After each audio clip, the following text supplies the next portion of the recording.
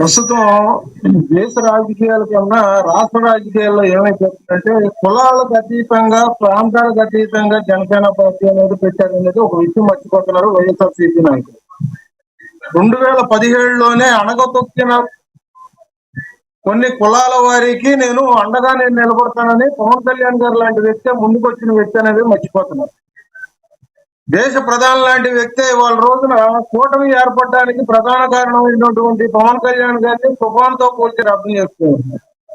కానీ పవన్ కళ్యాణ్ గారి వెనకాల ఇవాళ రోజున కొంతమంది కాపుల్ని తాగుబోతులు తిరిగిపోతున్న వ్యక్తులు, కృష్ణదేవరాయలు లాంటి మహానుభావుడి ఫోటోను కూడా కాలు కింద తొక్కిన వ్యక్తులు ఇవాళ రాజకీయ సన్యాసం తీసుకుంటానని 2024లో 2026లో మాట్లాడిన వ్యక్తులు, జగన్మోహన్ రెడ్డి గెలవకపోతే నా పేరే మార్చుకుంటానని ఇవాళ కాపు కులాన్ని తీసి రెడ్డి కులంలోకి వెళ్ళిపోయిన ముద్రగడ్డ లాంటి వ్యక్తులు, ఇట్లాంటివి చెప్పుకుంటా ఉంటే పవన్ కళ్యాణ్ అనే వ్యక్తికి ఒక దేశీ నేత, ఓ రకంగా చెప్పాలంటే సార్ దేశం మెచ్చిన నేత, అటువంటి నాయకుడికి కులం రంగు పొలవాలన్న విషయం మీద ఈ రాజకీయాలు అయితే చేస్తున్నారని మాకు క్షుణ్ణంగా అర్థమవుతుంది. కానీ ఈ విషయంలో నేను సార్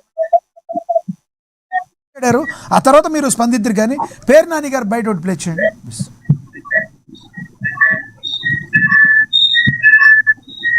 ఉన్నదే ఆయనకి, కులం అవసరమే ఆయనకు ఉన్నది. మనందరం చూసాం.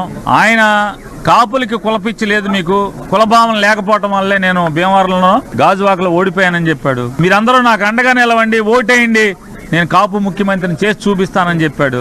ఇవాళేమో ఉడిగం చేద్దామని చెప్తున్నాడు. కాబట్టి ఆయన చంద్రబాబుకి ఎప్పుడు ఏ అవసరం వస్తే ఆ రకంగా మాట్లాడేటువంటి, దానికోసం మాత్రమే మాట్లాడేటువంటి ఆయన నికార్స్ అయినటువంటి పచ్చి అవసరాల మార రాజకీయ నాయకుడు. ఆయన గురించి మనం మాట్లాడుకోవటం వల్ల ఏముండదు ఉపయోగం చెప్పండి? మీకు తెలీదా? మీరందరూ మీ టీవీలో చూపించలేదా పవన్ కళ్యాణ్ కులం గురించి మాట్లాడిన భాష? మరి ఇవన్నీ నేను ఒకరోజు రెల్లిని అంటాడు, నేను ఒకరోజు అదంటాడు, ఒకరోజు కులం లేదంటాడు, ఒకసారి రంగా గారిని కాపాడుకోలేకపోయారు మీ కాపులందరూ అంటాడు. ఆయన నోటికి హద్దు లేదు, ఆయన నోటికి ఆనకట్టలేదు. పవన్ కళ్యాణ్ గారి భాషకి నోటికి ఆనకట్టలేదు. ఏది కావాలంటే రైట్. అది నానిగారి యొక్క అభిప్రాయం. నానిగారి గురించి మీ అభిప్రాయం ఏంటో మరి మీరు కూడా చెప్తే. ప్రపంచం చాలా ముందుకు వెళ్ళిపోతూ దేశాన్ని జంజీయుగంలో కూడా తీసుకెళ్దామని నరేంద్ర మోదీ గారు లాంటి వ్యక్తులు విజన్ 2047 అని చెప్పేసి అంటా ఉండంటే వికసిత్ భారత్ ప్రకారంగా ఇట్లాంటి పొకోడి పేర్లు లాని లాంటి వ్యక్తులు ఇవాళ మాట్లాడే మాట ఎట్లా ఉంటాయంటే, సార్ గౌరవంగా మాట్లాడండి. వీడియోలు చూడటం, వీడియో పూర్తిగా చూడకుండా విమర్శలకి రావడం మీడియా ముందుకి, ఇవాళ కనీస రాజకీయ పరిజ్ఞానం లేకుండా పవన్ కళ్యాణ్ గారిని వ్యక్తిత్వంగా ఇవాళ విమర్శలు చేయడానికే మీడియా ముందుకు వచ్చే పేర్లు లాంటి వ్యక్తులకు చెప్తున్నాము. ఫస్ట్ పవన్ కళ్యాణ్ అనే వ్యక్తి గురించి తెలుసుకోండి. పవన్ కళ్యాణ్ గారు కాపు సోదరులకు ఏం చెప్పారో తెలుసుకోండి. కాపు జాతికి ఎటువంటి సందేశం ఇచ్చారో తెలుసుకోండి. ఇవాళ కాపులకు ఏ విధంగా అండగా నిలబడుతున్నారనేది తెలుసుకోండి. అట్లాంటిది ఇవాళ కేవలం మీరు కాపు నాయకులకి కాపు వస్తున్నారంటే మీ నీచ రాజకీయాలు ఏంటంటే ఆంధ్ర రాష్ట్ర ప్రజలకు అర్థమవుతుంది. ఆ రోజు పవన్ కళ్యాణ్ గారు అన్నది కాపు సోదరులందరూ ఒక తాటి మీదకి వచ్చి పెద్దన్న పత్రం తీసుకోవాలి దేశ రాజకీయాల్లో అన్న మాట మీరు మర్చిపోతున్నారు. ఊడిగం చేస్తున్నామని మాట్లాడుతున్నారా? ఎవరికి ఊడిగం చేస్తున్నారు? కన్న తండ్రికి కూడా దగ్గర పెట్టుకుని మాట్లాడు.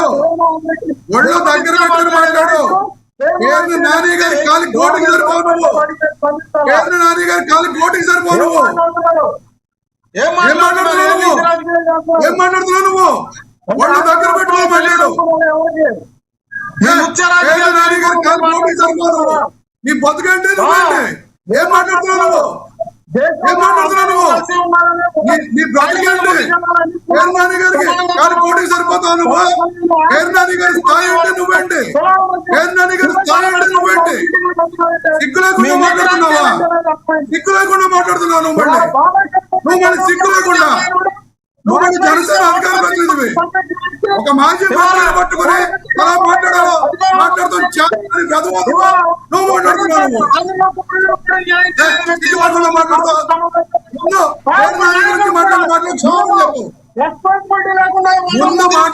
రైట్ రమేష్ గారు మీకు ఇస్తా ఆగండి. రమేష్ గారు ఆయన టైం కదా, ఆయన మాట్లాడినివ్వండి. ఆయన మాట్లాడినివ్వండి సార్. ఆయన టైంలో ఆయన మాట్లాడండి. అవును సార్, ఎవరు తిట్టినా తప్పే. ఆయన పేరుని నాని మాజీ మంత్రి, ఆయన పకోడీ అనడం తప్పే, ఛానల్లో మీరు వెలవాడడం తప్పే. మీరు ఆయన టైంలో ఆయన మాట్లాడండి. లక్ష్మీకాంత్ గారు హుందాగా మాట్లాడదాం, విమర్శ హుందాగా చేద్దాం, మాట్లాడండి ప్లీజ్. రమేష్ గారు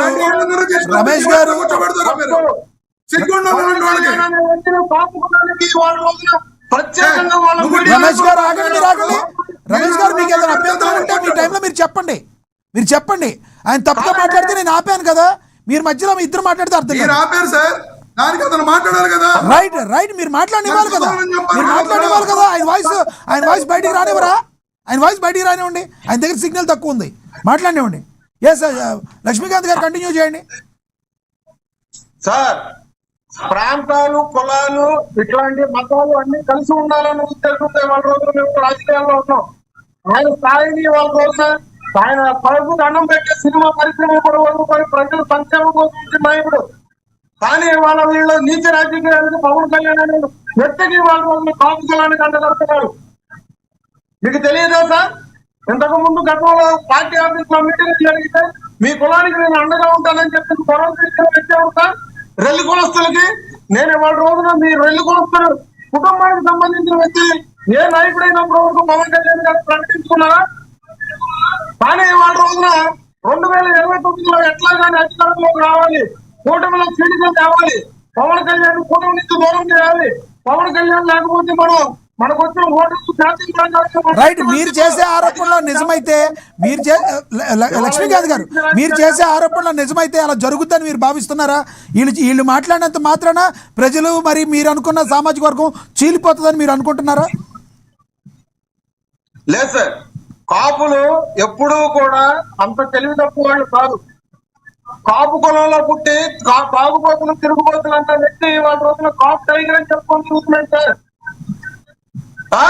ఇవాళ రోజున కాపులకు 10 మందికి కూడా పట్టుమని అభివృద్ధి గురించి 10 మంది కాపు యువకులు ఇవాళ అన్నం పెట్టలేని వ్యక్తి కూడా ఉత్తరాంధ్రాన్ని వెళ్తానని చెప్తున్నాడు సార్. ఏం చేస్తున్నారు సార్? కాపు కులంలో పుట్టిన నాయకులు ఇవాళ రోజున ఎవరైనా తండ్రికి అన్నం పెట్టారా? ఎవడో పెట్టలేదు సార్. కానీ మేము ఇవాళ వాళ్ళు అధికారంలో ఉన్నప్పుడు కూడా కాపు కులానికి ఎటువంటి న్యాయం చేయలేదు. రైట్. కాపు యువకుల కోసం ఏమి న్యాయం చేయలేదు. ఒక కార్పొరేషన్ లోన్లు ఇవ్వలేదు. కానీ వాళ్ళ రోజున కాపుల గురించి మేము మాట్లాడుతూ ఉంటే మేము ఊరుకుంటామా సార్? రైట్. ఇప్పటికి కూడా ఆంధ్ర రాష్ట్ర చరిత్రలో మేము చెప్తున్నాం, కూటమి ఏర్పడడానికి కారణం కేవలం కాపులు 27% ఉన్న కాపులే. కాపు బలగంలో ఎప్పుడు ముందుంటారు. ఇవాళ కూటమి మోస్తున్నారంటే ప్రసన్న పాత్ర పోషించే చేస్తున్నారు కాపులు.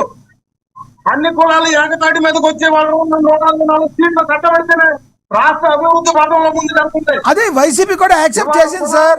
24లో పవన్ కళ్యాణ్ గారు ఏదో 24లో పవన్ కళ్యాణ్ గారు ఏదో అవుతారని మేము అనుకుంటే ఇలా ఏమీ చేయలేకపోతున్నారని పేరుని నాని అంటున్నారు. నేను అదే సార్ నేను చెప్తున్నా. ఫస్ట్ రాజకీయ పరిజ్ఞానం తెలుసుకొని మాట్లాడమనండి. పవన్ కళ్యాణ్ అనే వ్యక్తి గురించి తెలుసుకొని మాట్లాడమనండి. ఇవాళ రోజున వచ్చే 30 సెకండ్స్ వీడియో షార్టేజ్ వీడియోలు చూస్తే మిడిమిడి జ్ఞానంతో వచ్చి మా దగ్గరకు వచ్చి మాట్లాడితే మాత్రం రైట్. నేను మళ్ళీ మాట్లాడతాను మీతో. మీకు అందుబాటులో ఉండండి. మనతోటి మేడా విజయశేఖర్ రెడ్డి గారు టీడీపీ అధికార ప్రతినిధి, ఆయన అందుబాటులో ఉన్నారు. ఆయనతో మాట్లాడదాం. శేఖర్ రెడ్డి గారు నమస్తే సార్. నమస్కారం సార్. శేఖర్ రెడ్డి గారు, ఏపీలో అభివృద్ధి గురించి మాట్లాడాల్సింది గత కొన్ని రోజులుగా ఏదంట ఆ సాయి కృష్ణ అనే యువకుడు ఏదైతే జరిగిందో, కాపు యువకుడు మృతి అని చెప్పిన దగ్గర నుంచి ఈ యొక్క లొల్లి స్టార్ట్ అయిందని చెప్పుకోవచ్చు. ఓవరాల్గా ఈ అభివృద్ధి గురించి మాట్లాడాలి. ప్రతిపక్షం అయితే అభివృద్ధి ఎందుకు జరగలేదు, ఏం జరగలేదో ప్రశ్నించాలి. ఈ కుల రాజకీయాలు ఎక్కువైపోవటం కారణం ఏంటి? ముందు నుంచి ఉన్న కుల రాజకీయాలు, రాజకీయంలో కులం ఒక భాగం కావాలి.